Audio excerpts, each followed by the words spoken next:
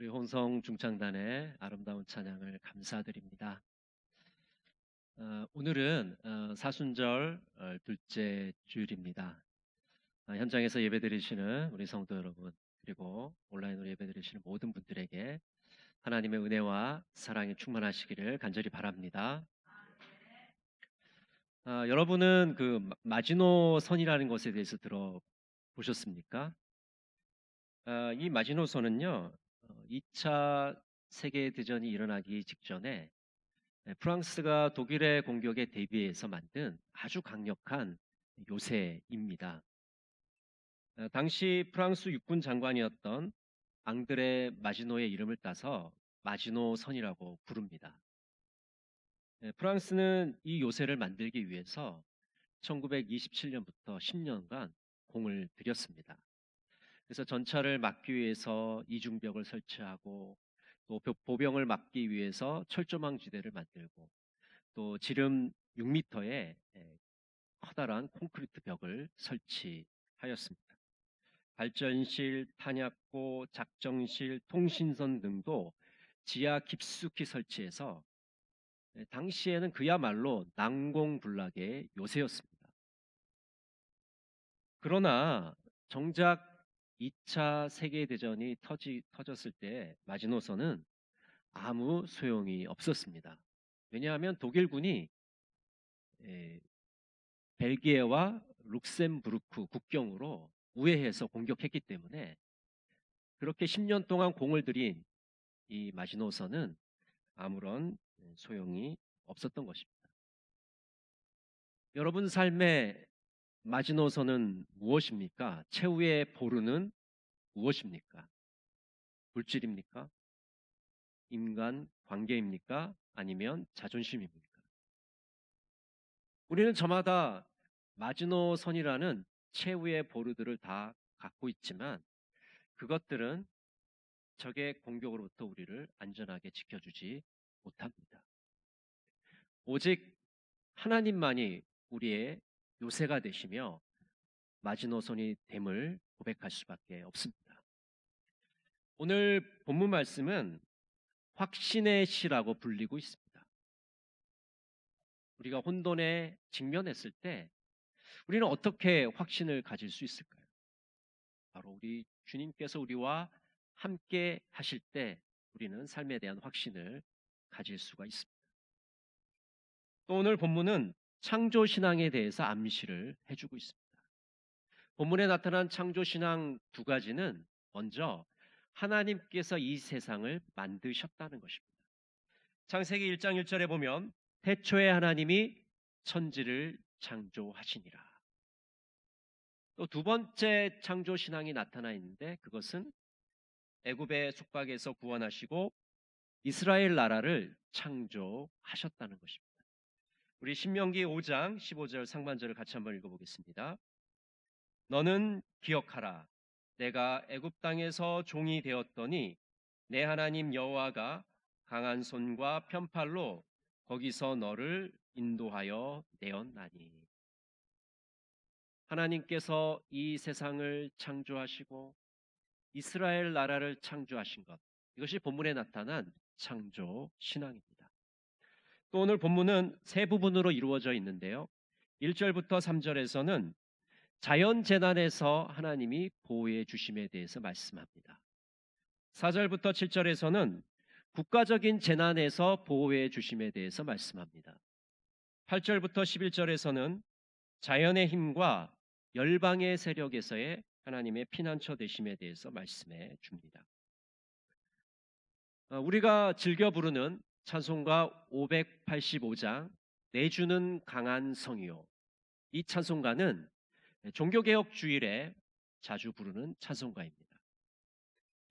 종교개혁자 마틴 루터가 작사 작곡한 노래이죠.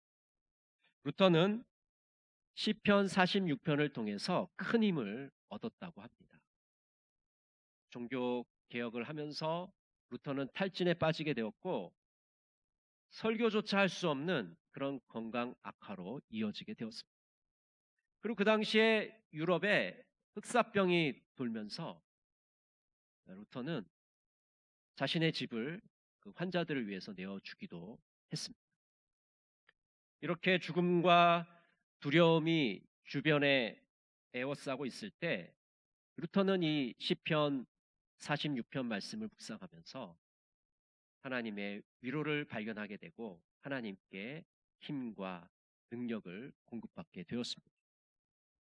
시편 46편에서 영감을 받아서 루터는 찬송가 585장을 지었다고 합니다.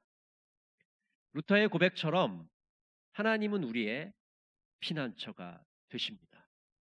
오늘 시편 46편 1절, 7절, 11절 우리 같이 한번 읽어보겠습니다. 하나님은 우리의 피난처시요 힘이시니 환난 중에 만날 큰 도움이시라.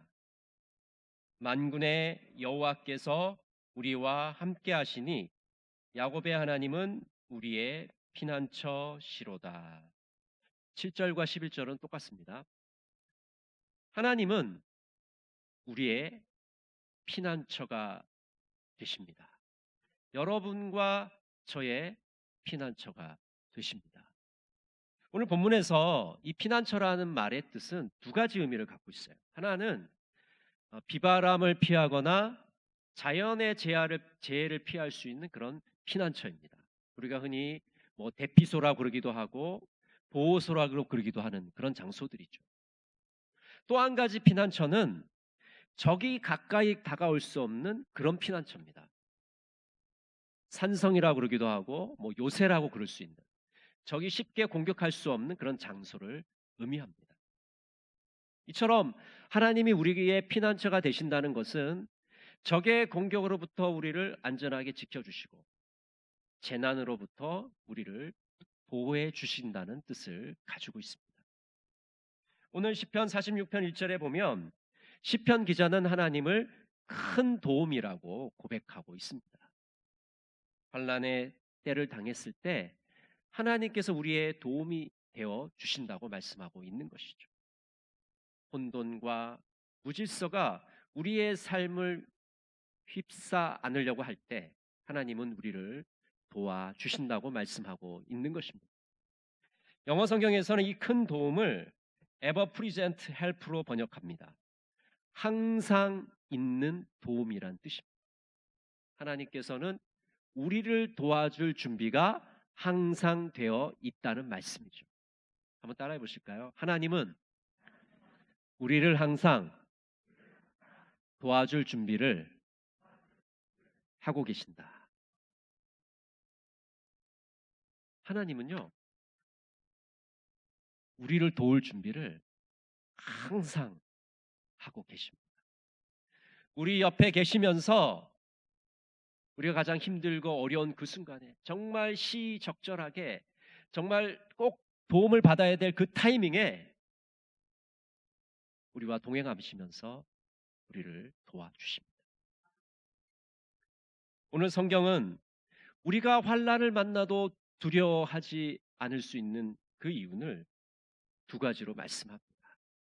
하나님께서 자연을 지배하고 계시기 때문에, 하나님께서 이 역사를 지배하고 계시기 때문에 우리는 전혀 두려워할 것이 없다라고 말씀해주고 있는 것이죠. 우리가 두려워하지 않을 수 있는 이유는 하나님께서 자연을 지배하고 계시기 때문입니다. 우리 시편 46편 2절 3절 같이 한번 읽어보겠습니다.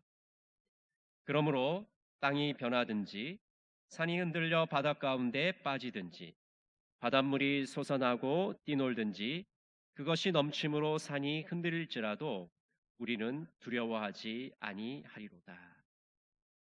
여러분, 이 말씀을 읽으시면서 어떤 느낌이 드세요? 이 말씀은 무서운 지진을 묘사하는 그런 말씀입니다.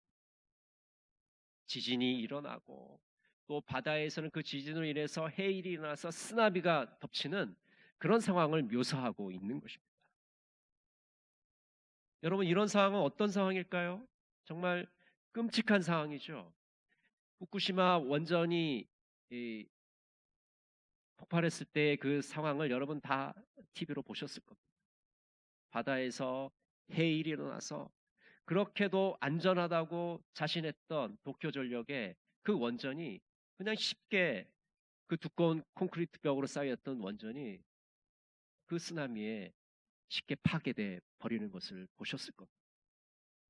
정말 우리가 그런 상황에 처해진다면 정말 사시나무 떨듯이 떨 수밖에 없는 그런 무서운 상황.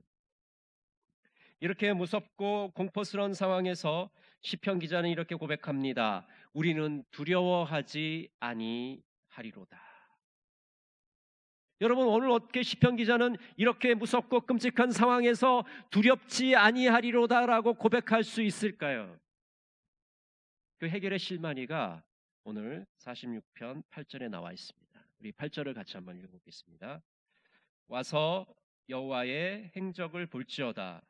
그가 땅을 황무지로 만드셨도다.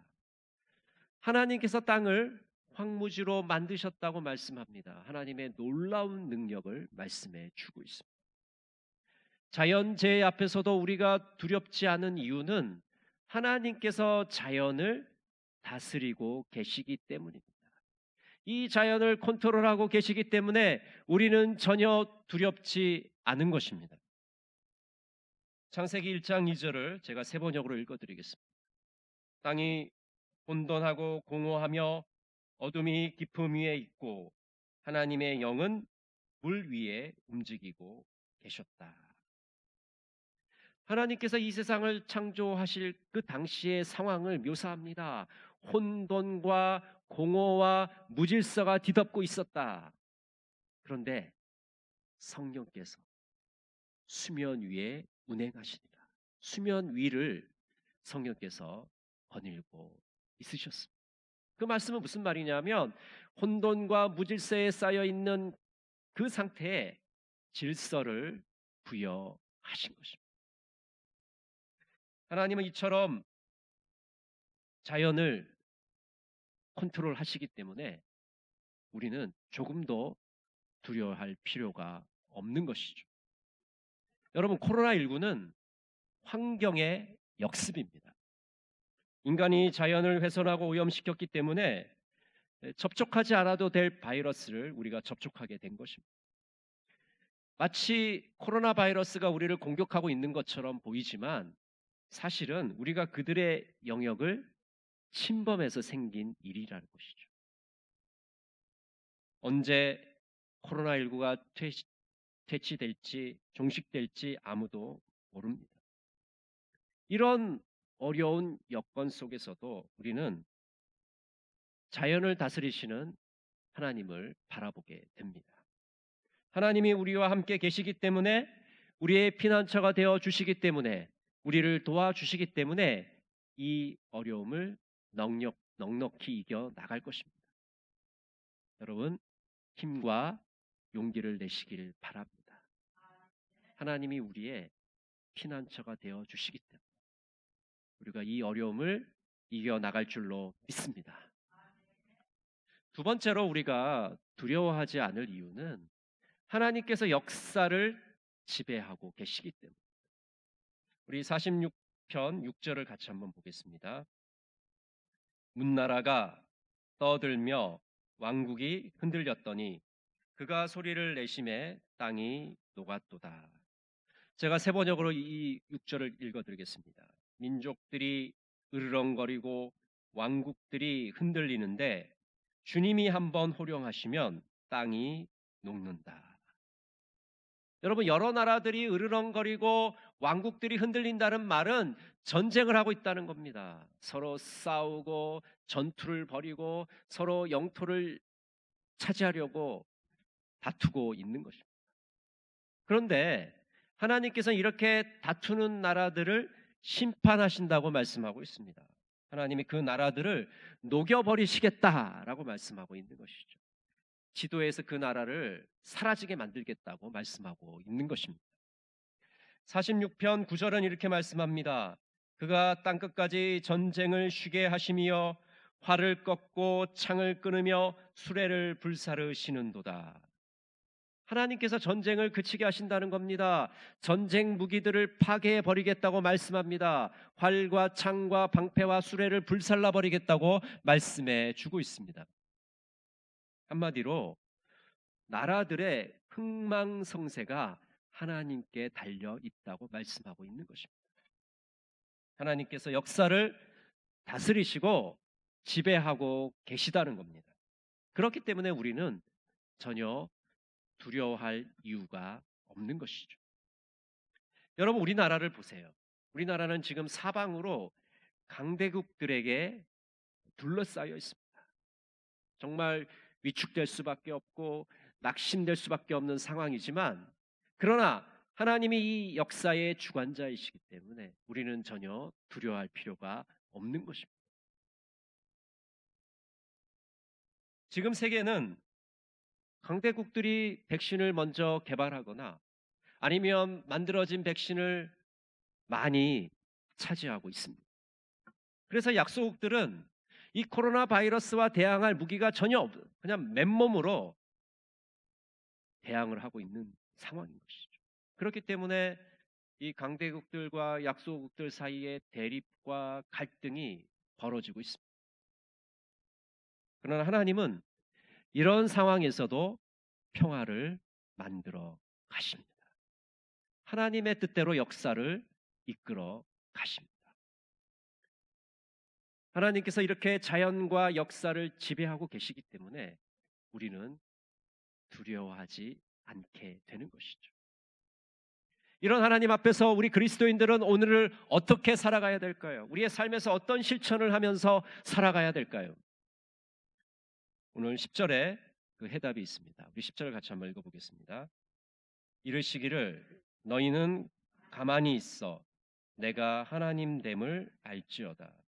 내가 문나라 중에서 높임을 받으리라.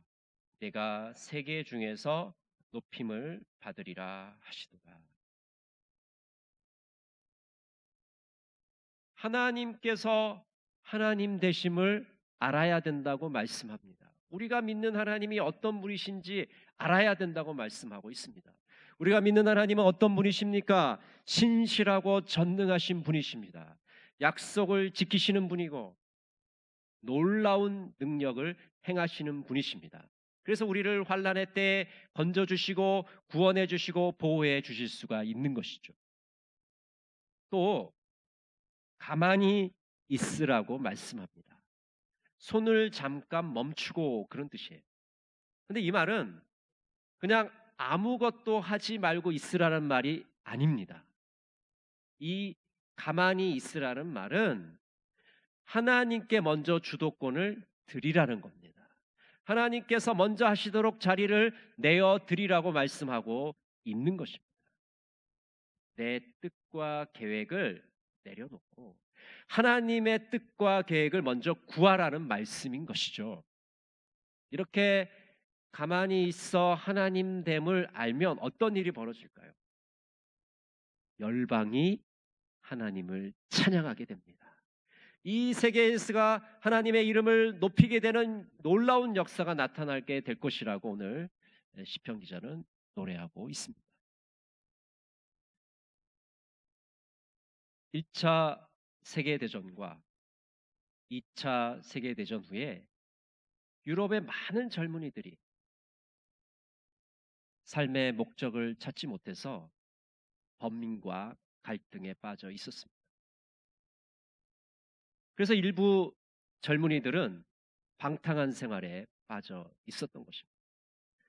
이러한 때에 프랜시스 셰퍼 부부는 1955년에 스위스로 가서 거기에 위에모라는 마을에 라브리를 열게 됩니다. 이 라브리라는 말은 쉼터, 피난처란 뜻을 가지고 있습니다.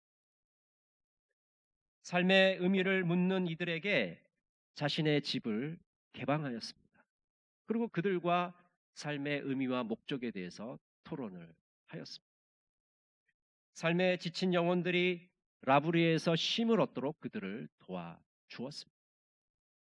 묻지도 않고 따지지도 않고 삶의 문제로 고민하고 방황하고 갈등하는 젊은 이들에게 안식처를 그들에게 제공했던 것이죠. 마치 여름날 갑자기 소나기가 퍼부으면 우리가 오두막에 잠시 피신하는 것처럼 삶의 의미를 몰라서 방황하고 고통하는 영혼들에게 이 라브리는 영적인 피난처의 역할을 해 주었습니다. 여러분, 현대인들은 너무나 힘든 삶에 지쳐 있습니다. 영적으로 방황하면서 갈등을 느끼며 살아가고 있습니다. 자연재해가 끊이지 않고 일어나고 있습니다. 그리고 전쟁의 소문이 계속해서 일어나고 있습니다. 그래서 수많은 사람들이 영적인 피난처를 찾고 있는 것이죠. 여러분, 우리의 진정한 피난처가 되시는 분은 누구일까요? 바로 예수 그리스도이십니다. 예수 그리스도야말로 우리의 진정한 피난처가 되십니다. 우리가 좀 전에 예배 전에 부른 찬양 아무것도 두려워 말라, 가사는 이와 같습니다. 아무것도 두려워 말라, 주 나의 하나님이 지켜주시네. 놀라지 마라, 겁내지 마라, 주님 나를 지켜주시네. 세상에 험한 풍파 몰아칠 때도 주님 나를 지켜주시네. 주님은 나의 산성, 주님은 나의 요새, 주님은 나의 소망, 나의 힘이 되신 여호와. 주님께서 나의 피난처가 되어 주시기 때문에 우리는 조금 더 두려워하지 않는 것입니다. 주님께서 나의 힘이 되어 주시기 때문에 우리는 겁낼 것이 없는 것이죠. 마태복음 11장 28절은 이렇게 말씀합니다. 수고하고 무거운 짐진 자들아 다 내게로 오라, 내가 너희를 쉬게 하리라. 여러분 인생의 짐이 무엇입니까? 자연재해와 끝없는 전쟁의 소문 때문에 두려워하고 계십니까? 우리의 진정한 피난처 되시는 예수 그리스도에게로 피하시기를 바랍니다. 우리의 진정한 피난처에서 참된 쉼과 안식을 누리시기를 바랍니다.